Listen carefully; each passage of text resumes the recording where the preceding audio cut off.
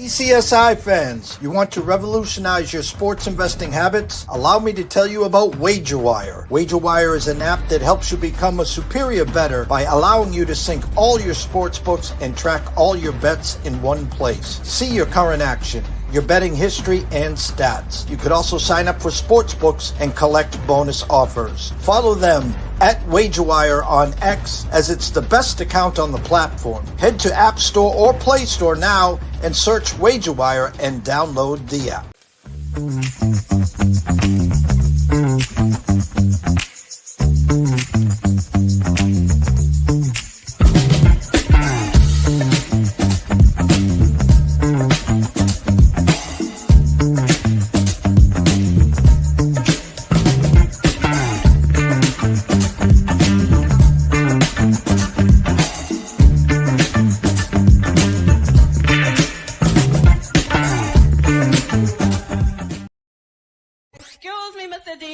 Check this out. We got a great show coming your way. From the ECSI Sports Studios, the #1 sports information program in America, the Breakfast Bankroll, with your host, the sports broker, Jeff Dawson.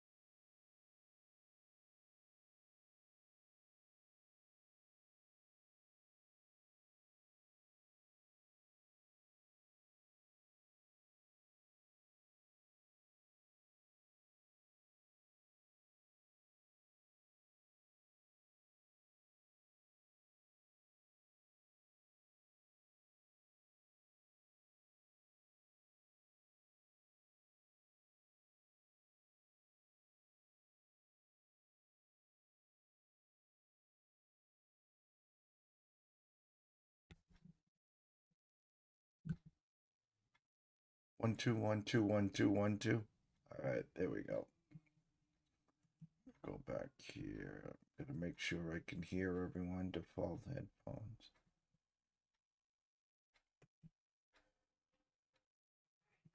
All right, I'm going to bring Scotty in now, so make sure I can hear him. I got Scotty here. Okay, apologies, guys. Where I was going to start very simply is you do all the work, you do all the analysis, and the first play is a pick six. Oregon then 14-play drive matches it. Here comes Indiana, comes down 10-plus play drive. It's 14-7. Well, then when Dante Moore then fumbles eventually inside the 10, and then there's the turnovers, which is a part of the game. My point is he gifted the Hoosiers 21 points. It's a wrap. Scotty, there's been two epic teams, I'd say, growing up. The last one, I think that we can both agree, was Joe Burrow and that LSU team that was just a wagon. And then going back to the late 90s, some people compare that Miami team as the greatest team of all. But I'll just say this Indiana team is an absolute wagon. Well, the one thing about this team is that I don't think they care what the score is. I mean, they're just going to just keep playing and doing what they do, and whatever. I mean, they don't even look at the scoreboard probably.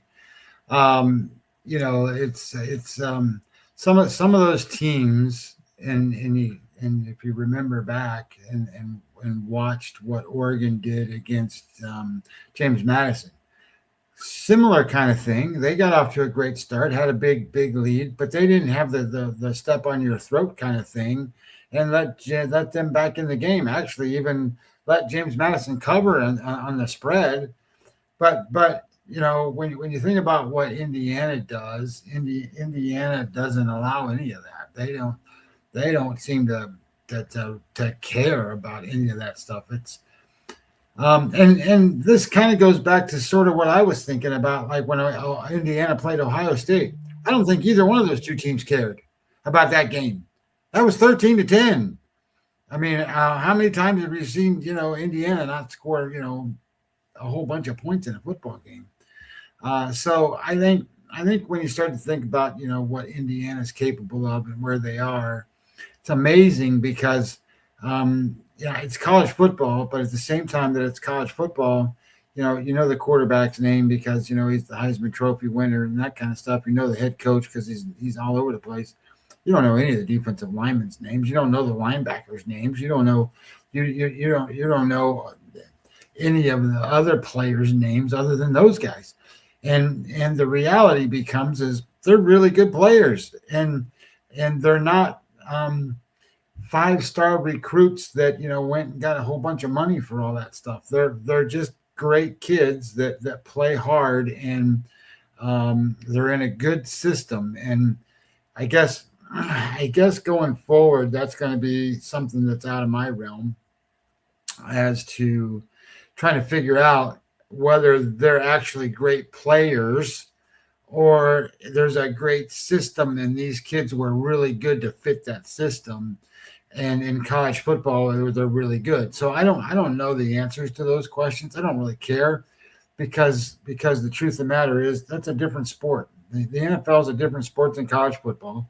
Similarly, college basketball is different than the NBA.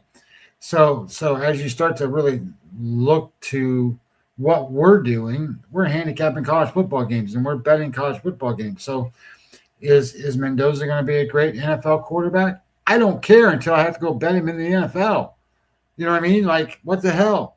So my point being basically is that I think they're a great college football team. I think to a certain degree they've been underestimated the whole time. You can't go give them 21, 28 points, whatever it is, off turnovers and stuff. And I get it, pick six in the first play.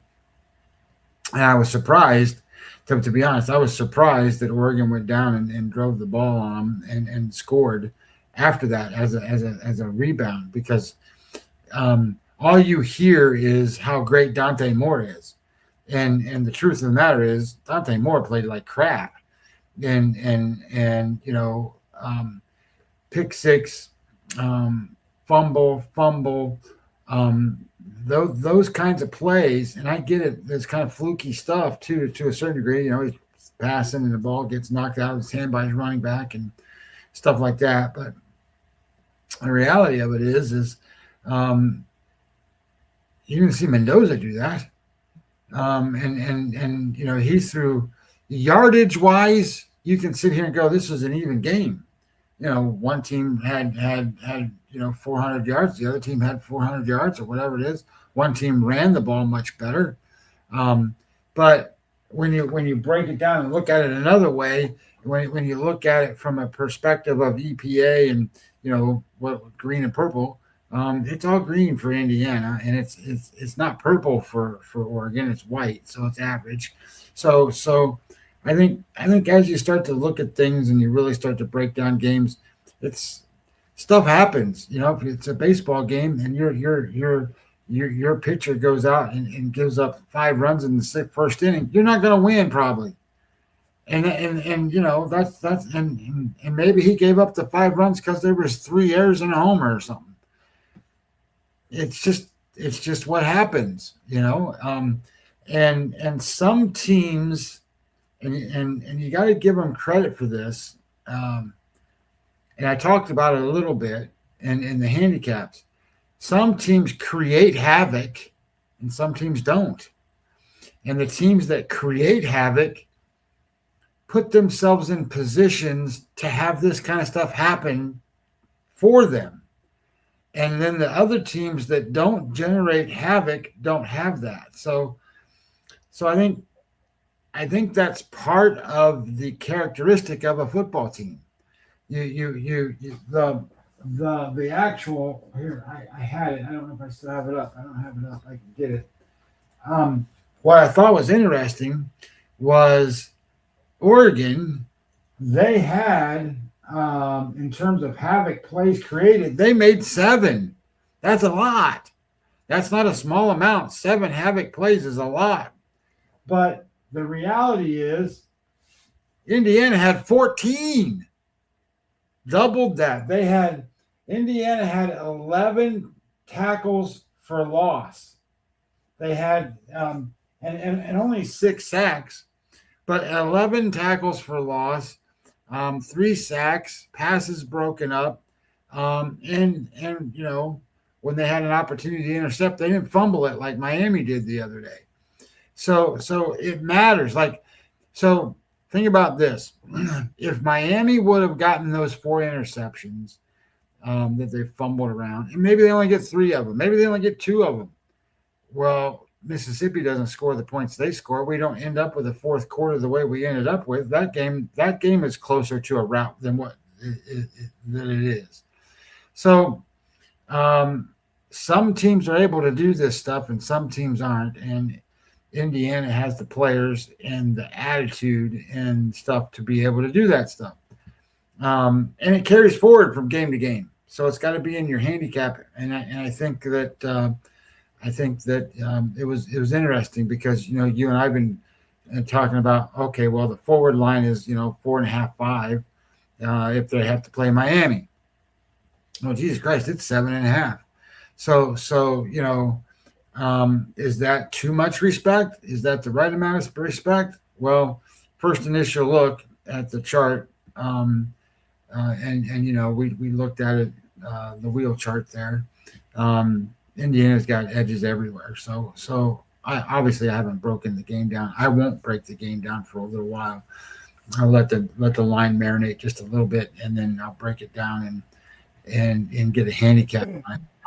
But point being is I think Indiana's really good. I think people underestimate their defensive line because you don't know their names. Like Bain and whatever the other guy's name is for Miami, Enduar, whatever his name is. It's not that, but it's close. And those 2 guys are professional defensive linemen. Well, these guys for Indiana are really good.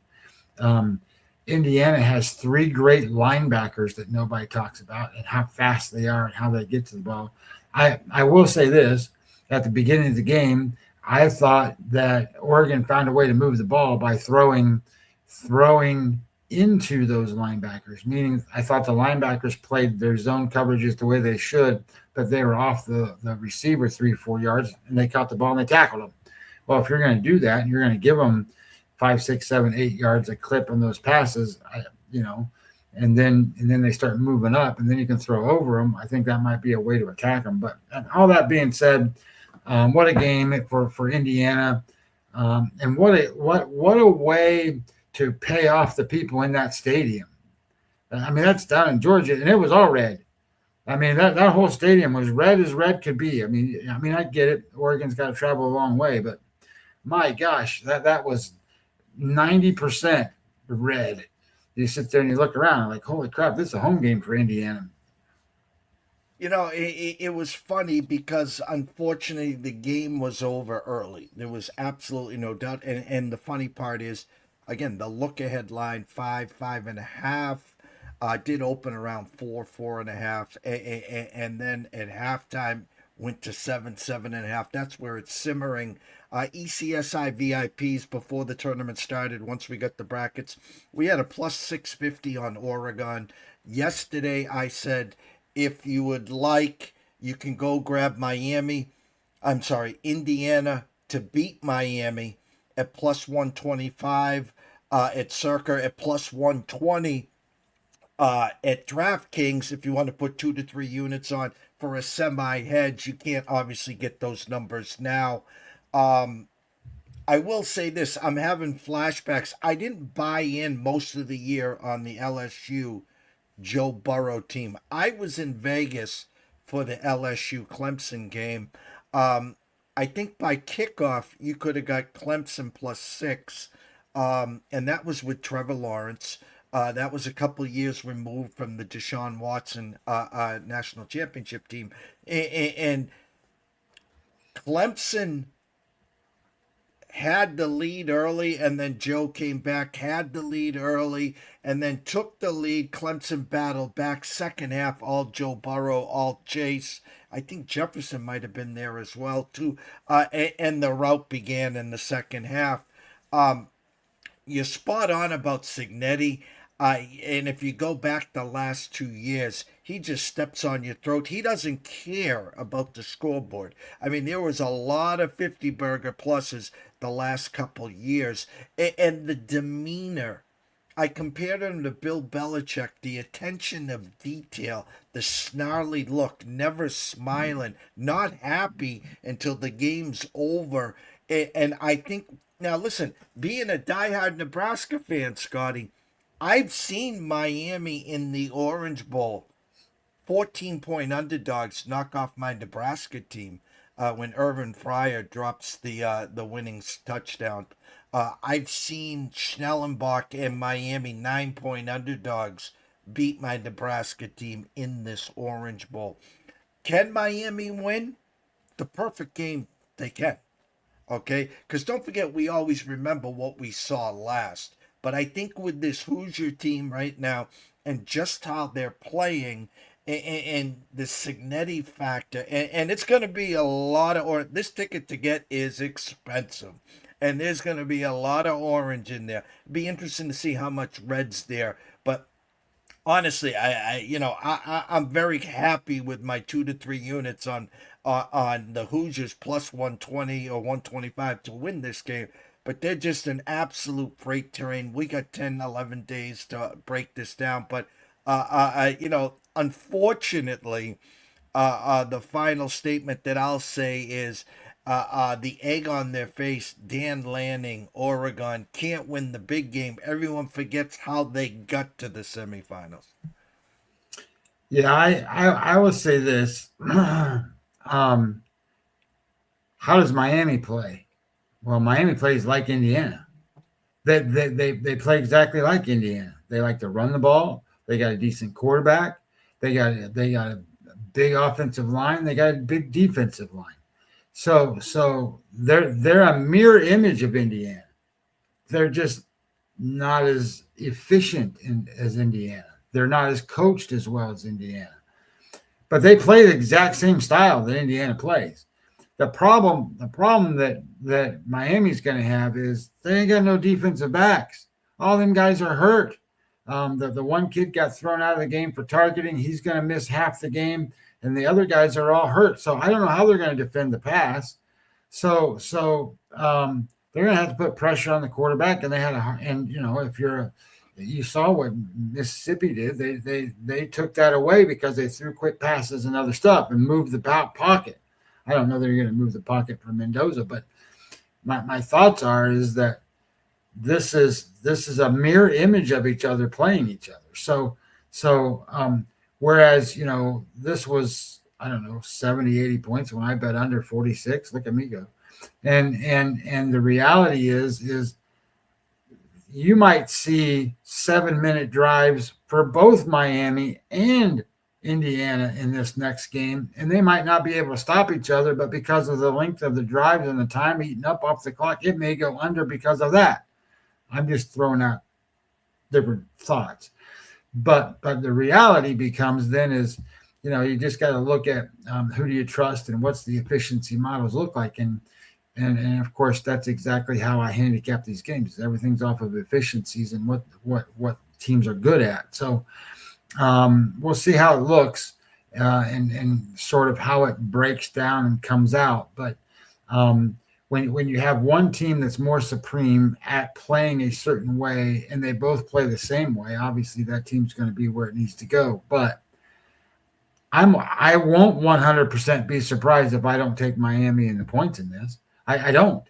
I think Miami is good enough on offense. I just don't know what they can do, to slow down the where these guys are, because I thought Oregon's defense was going to be pretty good in this game, and I don't know that it wasn't. I just think that when you think, oh, they got 56 points. Well, they didn't get 56 points on the defense.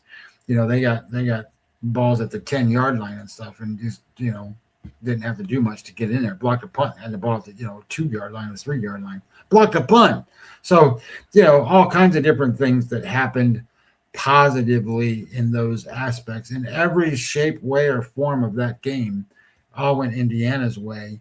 And this is a team that doesn't turn the ball over. They're also a team that doesn't make penalties.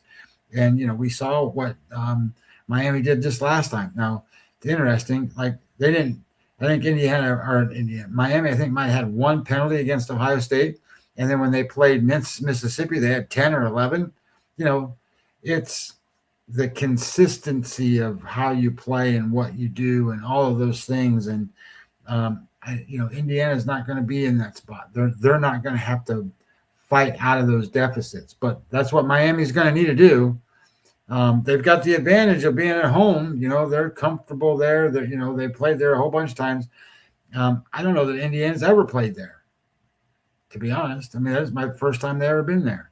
So it'll be interesting to see how it comes out, what happens. I don't think Indiana came out of this game banged up or hurt or any of that stuff. And I know Miami did. Miami came out of their game. Their secondary is in shambles. I'm not sure it was such a shambles as Oregon's running back room, but they're in shambles. We'll get plenty of talk next week, and of course on the 19th Monday that game will kick off. We'll be talking the following day, Tuesday. We'll recap it. Again, I want everyone to remember what we saw last year under the window. Just let the line simmer. My gut tells me it'll probably be at least 8. If the Sharps love the 7 and a hook, because that's a key number, it's through 7.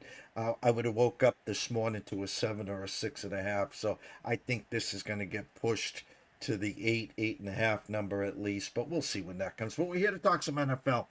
2 games today. Rams at Carolina, currently at the Circa. Good morning, Mr. Benson, Mr. Stevens. 10.5 for the 46. This is a rematch where I have to preface it this way. The Rams came into Carolina regular season off of a nice 3-game winning streak on a Thursday night at San Francisco. Then on a Sunday night, they beat Seattle. And then I think it was a Monday night, they beat the Bucs, and then they traveled cross-country, 9.5-point favorites. I think Stafford threw 3 or 4 picks. They had 5 turnovers in all. And the midget number 2, I like to call him, Bryce Young and company, was able to score 30 points against his defense. How, I don't know. But again, 10.5 for the 46. And the nightcap, Green Bay, Chicago. And again, the spreadsheet I'm looking at says open to pick. Green Bay opened 1.5. We did see Chicago go to a 1.5. Now at the Circa, Green Bay 1.5 for the 45. A few weeks ago, Green Bay had that game easily won, and then late in the fourth quarter, the Bears come down, get a late touchdown, and then they get the onside kick. They tie the game, and then in overtime, I don't know, about a 52-53 yarder, Caleb Williams to DJ Moore for the outright win there. So those are the 2 games today. I'm going to give Scotty Sunday off so he doesn't have to come back. The 3 games on Sunday, Buffalo, Jacksonville, right now at the Circa, a pick'em with a 51.5. San Fran, Philly. This game's getting way the hell out of control here. This game opened up Philly 3.5 for the 46 at the Circa. Now Philly 6 with a 44.5. The night game, Chargers at New England. Right now, New England 3.5 for the 45.5. and then we don't need to touch on the Monday game because we'll be back. Right now, Houston-Pittsburgh. Houston 3 minus 105. I don't think it will get to 2.5. Pittsburgh hasn't lost at home on a Monday night since 71 to 72. I think they've won 23 in a row with the 38, Scott. Yeah, so interesting how I think these games are going to go. And, I'm not usually talking about NFL on here, so this is great to get a chance to talk about NFL. NFL, I'm doing really well, just like I was in college. And it's the same format. It's not always the same data. It's close, but it's not quite the same. One of the big differences that you have in the NFL is, look, these guys are all, they're all better than the college kids. They're just better. So they're the best of the best in the positions that they hold and all that stuff. So you gotta look at matchups, and you gotta look at coaches, and you gotta look at some other things to help you get where you need to go when you're betting the NFL. And so as you start to break these games down, the first one, well, let's just say it this way. I made one bet on Saturday. I made one bet today. I made quite a few on Saturday, and I did make 2 bets on Monday. So I didn't bet this LA Rams and Panthers game. And I didn't bet it because there's no value in it, I don't think. The run, when I say the run, my AI comes back and it says, hey, this is 24-17 Rams. 24-17 tells you got to take the Panthers. But then on the back end of it, it's going to come out and it's going to say, this is what it says. This spread feels aggressive given the prior upset that the Rams had against this team. And they struggle on the road. They're 4-5 away from home, and 7-1 at home. And we talked about that, Jeff. We talked about the Rams needed to be at home for this playoff run to be the best team in the NFL and to win all these games at home. Well, they're not, and not just lessens them 100%. Not 100%, but definitely lowers their capabilities. But then you go and say, however, the efficiency advantages, and then they get, Devontae Adams back and stuff's coming back for them. The line's probably pretty accurate, to be honest. It's probably pretty close. And I sit there and go, well, I don't think that I'm in a situation where there's any point in betting on this game if there's better edges elsewhere. So I don't want to spend a whole lot of time handicapping this game. I'd rather talk about the night game tonight, which is the Bears and the Packers, because I did bet this game. And just I'm trying to scroll it down to where it is. So to get it to where I think it's the right thing to do. There's a couple things. I don't know how many of you, and I know you've seen it, the Josh Applebaum tweets and the tweets from, I don't know, whoever else is out there. Well, you've got all these playoff series that have happened in years, and wild card series, and well, this home team is this and this against the spread on this, and when they're a dog of this many points, and they're this and this and this, and the unders are this and this, all that stuff. Look, I see people do this a lot. And I saw it again last night with one of our favorite people, Jeff. They just go. They can't help themselves but think that is a strategy to gamble with. And I'm just here to tell you, if you're going to bet trends, you're going to lose. In the long run, you're going to lose because the trends don't matter to this specific situation and spot. Sure, a trend can help you in your mind validate what you're looking at. But if you don't have, in the NFL in particular, if you don't have the game played out matchup wise, this team against this team and what they're good at versus what the other team's good at, you don't understand because they're different.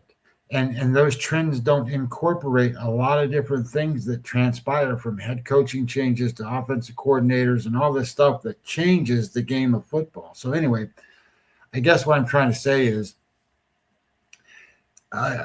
Don't allow those things to skew or mask where you're at with the actual quality of the team, because the teams can be really good and they can be really bad.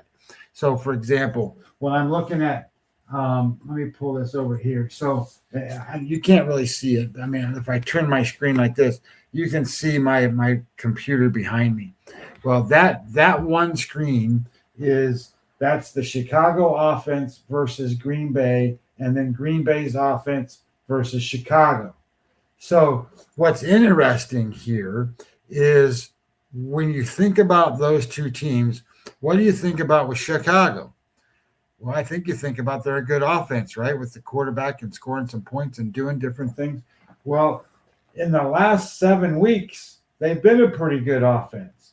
And what people don't really, I think, realize is, you know what Green Bay's defense looks like in the last 4 weeks? In the last 4 weeks, Green Bay ranks 28th on EPA per play, 30th in success rate. EPA per drive is 28th. Early down success is 31. Early down EPA is 31. Pass success is 28. They're like bottom end of the league in defense in the last 4 games. Now they're better than that throughout the season, but that tells you where Green Bay is. Green Bay has to score lots of points to win. This game is in Chicago. This is going to be windy. It's going to be cold. It's going to be, and how often has Jordan Love played in the last few weeks? I mean, he's been out. He's getting hurt, different things. So I'm looking at this game in a different way. Sidewise, I think Chicago's going to give them everything they can, and be competitive in this game as any team can be. Do they win? I don't know if they win. I don't know if Green Bay wins. So I also think then that this is going to be a sort of slugfesty kind of game.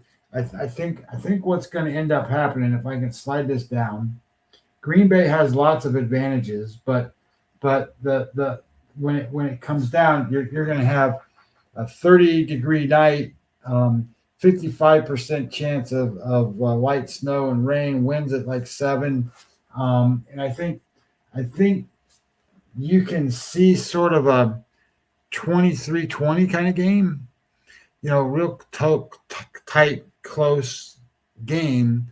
I don't think this game gets into the 30s. Could I see one team kind of be in the teens, maybe? I mean, what if it was 20-17? Wouldn't surprise me. So I'm playing this game under the number. I think the numbers, when I bet it, it was 46.5. I think it's 45.5 now. I played it under, but and then full disclosure, this is the lowest amount of money bet wise I made on any of these playoff games. The games I bet bigger are on Saturday. Anyway, that's what I bet for today. I didn't bet anything in the first game. I think when you think about the first game, I think that, I don't like the Rams on the road, but I do like the Rams advantages that they have against Carolina. I like the fact that they get players back. I don't like the idea that it's supposed to be sprinkly, rainy, whatever up there. So I don't like any of that. So I'm not very comfortable with betting on the Rams to cover, and I'm not very comfortable betting on Carolina to cover. If I had to pick one, I'd pick Carolina. And in the other game, I don't know who's going to win. I just don't think I think it's going to be a competitive game where, God, I hope they don't go into overtime like they did before. But I'm going to play the under. Well, I bet it 46.5, and now it's 45.5. So that's today. And I can quickly go over tomorrow if you like. Sure.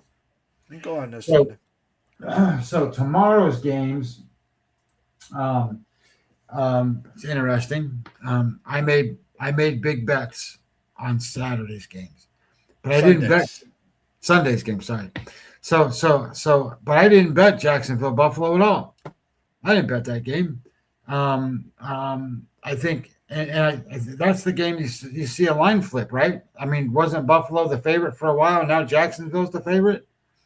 Buffalo opens 1.5. There were some Jacksonville ones. It's a pick across the board. Superbook has Jacksonville -1. DraftKings Jacksonville -1.5.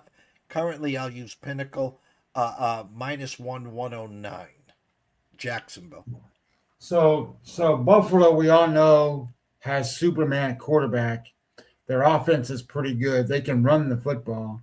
In the last 4 weeks, they ranked 6th in EPA. Success rate, they ranked 3rd. EPA per drive is 5th. Early down success is 4th, and early down EPA is 4th. But I don't think people realize how good Jacksonville's defense is. In the last 4 weeks, EPA is 2nd on defense, 6th against success rate, 3rd against EPA per drive, which matches up. That matches up to stop Buffalo. And on the other end, the Jacksonville offense in the last 5 weeks, they ranked 5th against the 11th ranked Buffalo defense. So, and this game is in Jacksonville. So that doesn't give, if it was in Buffalo, that's a huge edge for them, but it's not. So it's in Jacksonville. So I think it's a toss-up game. I can't tell you who's going to win. My computer says 28-27 Buffalo. That's what it says, 28-27 Buffalo. And I'm like, holy shit. Whatever. So theoretically, it likes the over in that game. It's like, I think it should go over the number. And, whatever. I don't know the advantages there, but I can tell you the next game has huge edges. And we've talked about this, or I talked about this a couple of weeks back. I think Philadelphia Eagles, you should be betting them to win the NFC is what I think. And I think the San Francisco 49ers are banged up, they're beat up, and they're going to have to go play in this cold weather environment. And we've seen them do that before, and it doesn't necessarily roll well for them. That their offense is made up of CMC, right, the running back, and the tight end,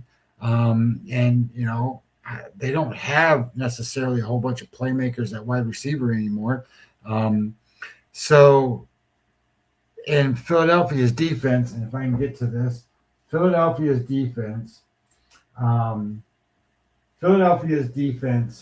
in the last 4 weeks, fourth EPA overall, success rate 5th, EPA per drive 4th. They're right here. It's this column, and we can't see it.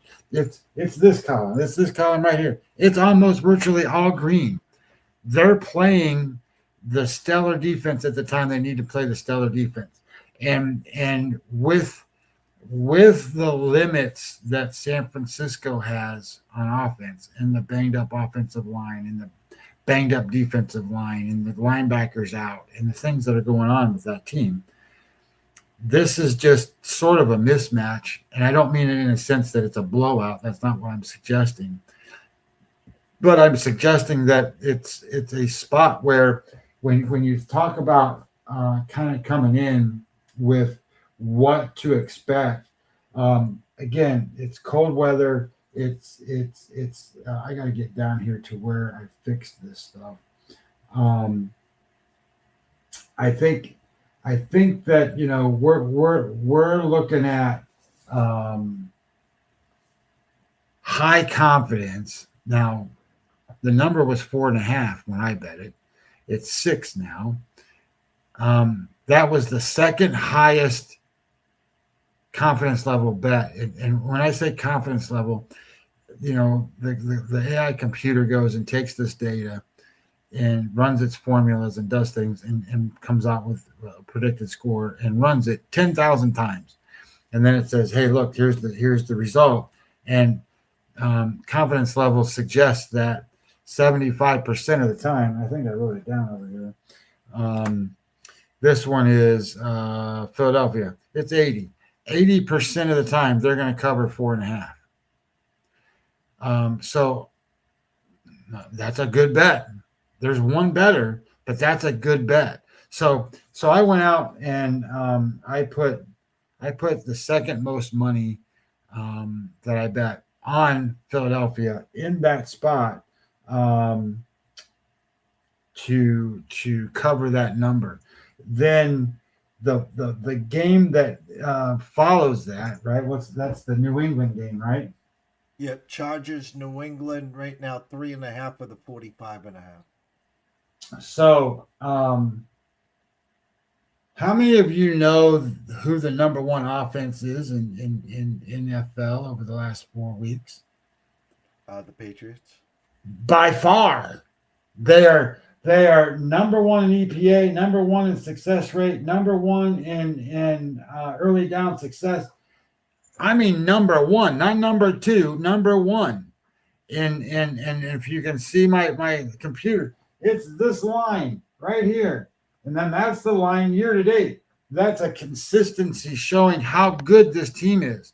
And then I saw somebody say, well, they haven't played a defense like the Chargers. Well, what do you mean? The Chargers in the last 4 weeks are seventh. You don't think they've played a good defense? I mean, I know that they've played, some of these teams that aren't very good, but the reality is, they've played. This is all average stuff. There's a couple things that are good in there, like they can stop the run pretty well. They don't stop the pass that well. So there's major advantages there. And then look on the other side of the ball. When you look at offense for the Chargers, they're 24th in EPA. They are 23rd in success rate, 24th in EPA per drive, 24th in early down success. That's not going to beat New England in the cold. It's not. So this game turns into the best bet of the weekend.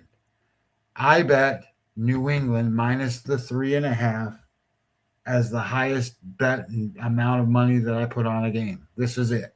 And then, but I also bet it under the number because I do think that San Diego.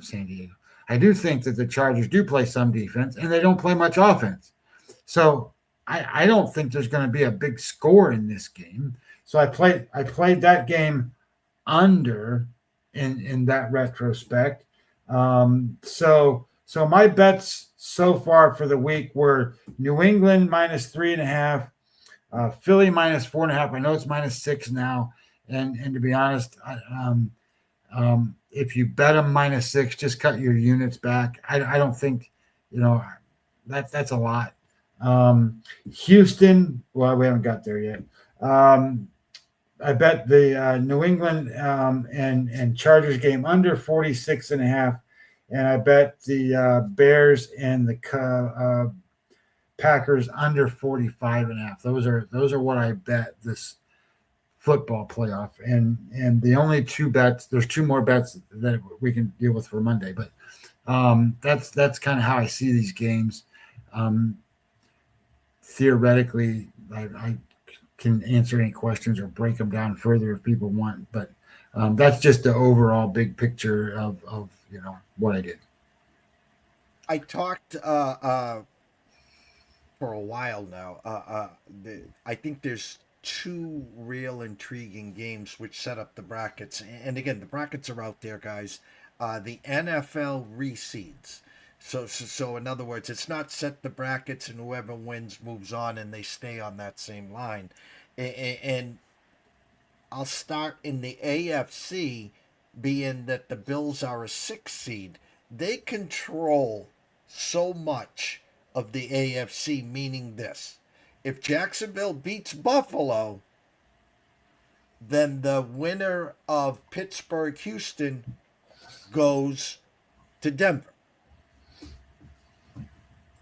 But if Buffalo wins in Jacksonville, they automatically go to Denver.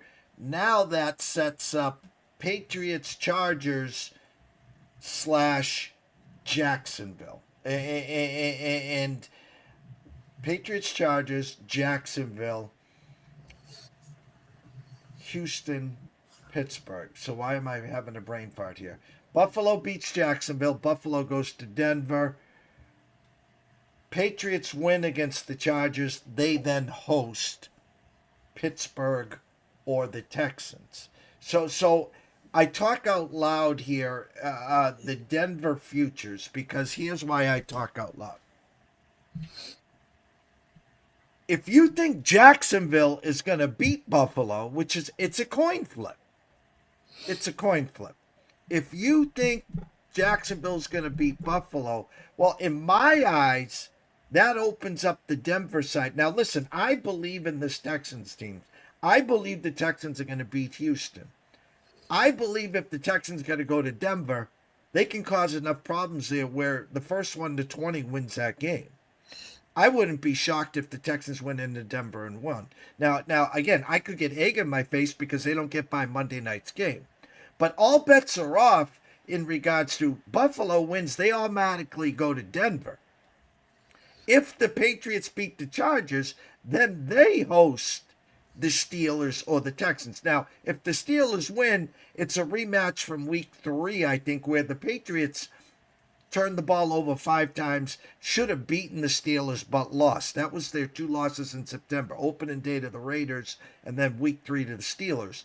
But if the Texans come in to New England, again, with their defense, with their defensive line, I think they can pose some problems also on the Patriots side. Now, when we go out west, again, we're assuming the Rams are going to win. But the Packers-Bears game, in my eyes, controls the most here. Because if the Packers beat the Bears, they go to Seattle. We assume the Rams win. And I think the whole world assumes Philly wins. Now the Rams got to travel to Philly. Okay? But again, if the Bears beat the Packers, Philly wins and the Rams win. The Rams now got to go to Seattle. Philly travels to Chicago. And if the Rams beat Seattle and the Eagles beat the Bears, we're back to Philly hosting the Rams in the NFC title game, Scotty. Yeah, so in the AFC, talking about the AFC, I think Houston, well, I mean, giving things away, I think Houston's going to win the game against Pittsburgh. So then that means in my world, so to speak, I don't know if Houston's going to go then to New England or not, based off of what happens in the Buffalo-Jacksonville game. Let's just say Jacksonville wins only because they're the lower seed for now. So if Jacksonville wins, that means Jacksonville's going to go play New England, and then Houston's going to go play Denver. And I think that would be, quote, the worst, right, for Houston. I mean, they got to go play the number 1 seed. But Houston matches up there. Houston's not going to be afraid of, the offense that Denver throws out there. And to be quite honest with you, I think that Denver's got a good defense. It's not Houston's defense. So if Houston can find a way to do certain things, they can win that game against the number 1 seed. So I think when you think about number 1 seeds, in my mind, I think Denver's the most beatable number 1 seed. So between them and Seattle. Now that said, it's going to require discipline to beat that team. I think Denver's a disciplined team. I just don't think they necessarily are the greatest bunch of talent on offense. So then I think the biggest wrinkle in the AFC, is Buffalo. Buffalo's experienced. Buffalo has guys that have been there. They've done that. They've done, and if they got the quarterback that can do amazing things above all these other quarterbacks. So if Buffalo goes on a run and Buffalo starts beating these teams, they're the team in my mind that sort of says, okay, you need to knock them out first, get them out of the way. So everybody's praying for Jacksonville to knock them out of the way.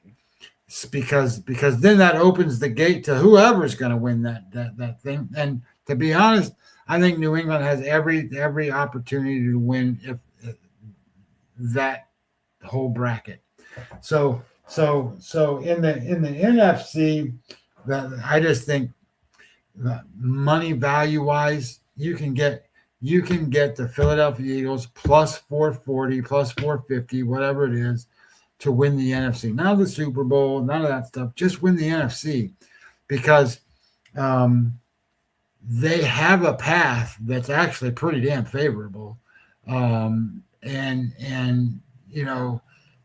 I don't think the Bears are getting a lot of credit for being the Bears and being, what are they? They're the number 2 seed, right?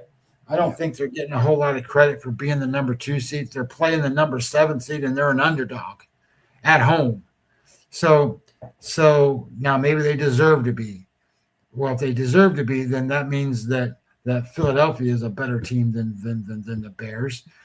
So if the Bears then have to play Philadelphia, why can't Philadelphia beat them? Well, they can. And then if it comes all the way down to it, and you got to have Philadelphia against Seattle, I don't mind that matchup for Philadelphia. I don't think Philadelphia is going to be in a spot where they look across the line of scrimmage and go, "Oh my God, this team's better than us." I don't think that's going to happen. Now that said, they might get beat. I was pretty surprised at some of the things I heard from Jalen Hurts the last couple of days. He was talking about, somebody asked him a question about, do you feel more fresh because you didn't run the ball a whole lot this year compared to last year? He goes, that ain't my fault.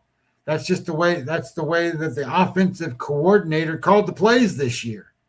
Well, maybe that means, hey, look, we can do a lot more. We were a lot better when I was running around doing some of this stuff and putting more pressure on these defenses and get some more guys open and do some different. Their defense, Jeff, Philadelphia, is playing almost as good as any of these defenses. So that's been one of the biggest things that have been setting them back is they couldn't stop enough people, and their offense wasn't clicking. Well, if they can get their offense a little bit clicking, I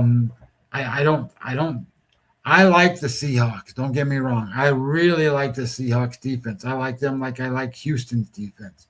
And I like the Seahawks offense better than I like Houston's offense. But if you think about what Philadelphia has and what Seattle has, they got way more weapons on offense, and they just got to unleash them. And their defense hasn't played as good as what Philadelphia or Seattle has all season. But it's a turnover here, a turnover there, it's different things. I think Philadelphia has every opportunity to get there. Do they get there? I don't know. I think Seattle is a good football team, but at the same time I say that, I think the Rams are still a good football team, but they got such a tough way to go to get there. That means the Rams are going to have to go out and play Seattle, and I don't think Seattle wants to play the Rams again.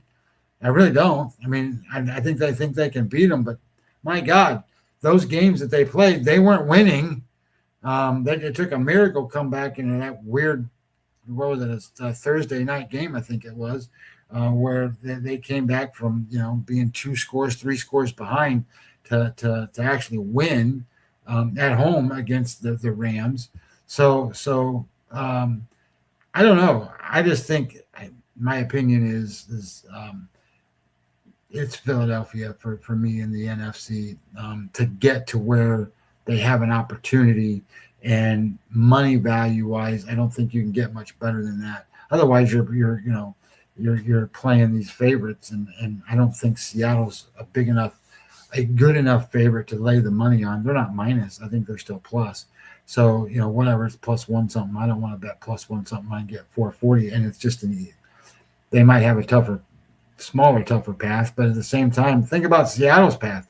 You're the number 1 seed, and you're waiting on a game, and it's quite possible that your first game is the Rams. That would be awful for Seattle to be in that spot, right? In my opinion, that would be a terrible thing for Seattle to be sitting there, and their first game they have to play is against the Rams. So whereas the very first game on the other side, Denver will play Houston. And the difference. Or no, your same scenario is spot on here because how about you have to say the same thing. If you think Seattle, unfortunately, could face the Rams, how about Denver with a week off having to face Josh Allen? Exactly. Same type of a problem. If Buffalo goes, I guarantee you this. If Buffalo goes and it has to go play Denver, Buffalo's the favorite, not Denver. Buffalo will be favored in Denver against Denver. They will. No, In my scenario with the Eagles, and I said this at plus 600, I think the number was, and then people are using the same thought process is why you're getting 4 or 450 now, because the best case scenario in my eyes for for the Eagles is simple: win, beat San Francisco, okay, root for the Bears. Philly will be favored in Chicago. yes. Then Seattle and the Rams, Philly then becomes Rams fans because if the Rams upset Seattle, which we've seen Rams at Seattle as a pick, Rams -1, Seattle -1, so it depends on how each team looks or the Rams look.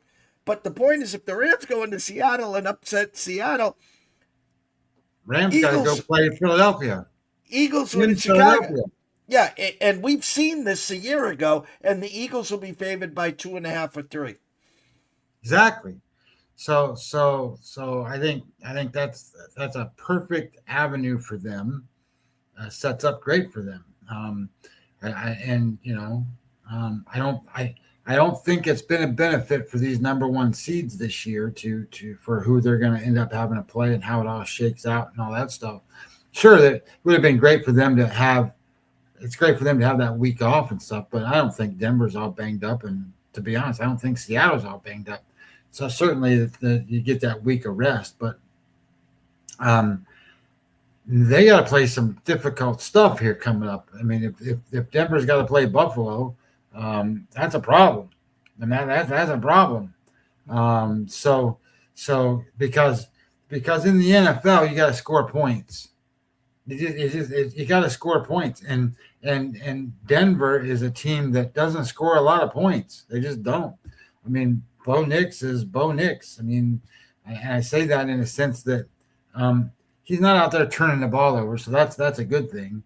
But at the same time, he's not out there, putting the team on your back and driving the ball, 60 yards, 5 times a game. He doesn't do that. He might do that once.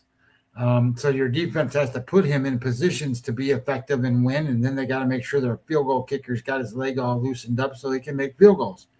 So that's not going to be Buffalo. Buffalo's going to go out and score touchdowns. It's going to be interesting. I want to thank everyone for coming on a Saturday.